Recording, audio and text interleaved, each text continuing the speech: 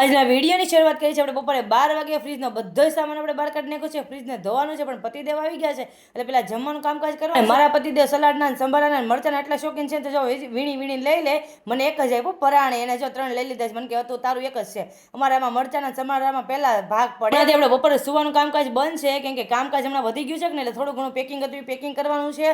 અને મને નથી લાગતું કે આજ રાતે અમારો સામાન ફરશે, કેમ કે રાતે ફેરવાનો છે, પણ વરસાદ છે ને રહેતો જ નથી. એટલે જોઈએ રાતે વરસાદ નહીં હોય તો સામાન પડશે ને કાલે સવારે સામાન ફેરવાનો છે. બપોરે જો આપણે ફ્રીજનો સામાન બધો બહાર કાઢ્યો હતો ને, એટલે ફ્રીજને ધોવાનું છે આખું. એટલે આપણે ત્યાં જેવા જાવીને બીજી જગ્યાએ ત્યાં મારે ઉપાધિ નહીં. જો ફ્રીજનું કામકાજ પતાવીને બપોરે થોડીક વાર સુધી પણ કઈ નીંદર ન આવી, કે હમણાં કામકાજ છે કે ને નીંદર એને થતી. અને મને એમ થયું કે લાઈને બહાર એક આટો મારતી આવું, પણ બહાર આટો મારવા ગઈ હતી ને તો વરસાદે ઝીણો ઝીણો ચાલુ જ હતો ને હું જો થોડું કટર નાસ્તો લેવા ગઈ હતી, નીચે નાસ્તો લેવા ગઈ હતી ને તો મેં લાય નીચે છે ને બેનર લગાવેલું છે ને મહેંદીનું, એ તો છોડતી જાય નકર ભૂલાઈ જાય છે ને તો પાછો ધક્કો થાય છે. તો જો હાર મારું બેનર હતો છોડતી ગઈ છે ને, ત્યાં જઈને મારે નવું એડ્રેસ વાળું બેનર બનાવવું પડશે, કે અહીંયા મારું અહીંનું એડ્રેસ છે.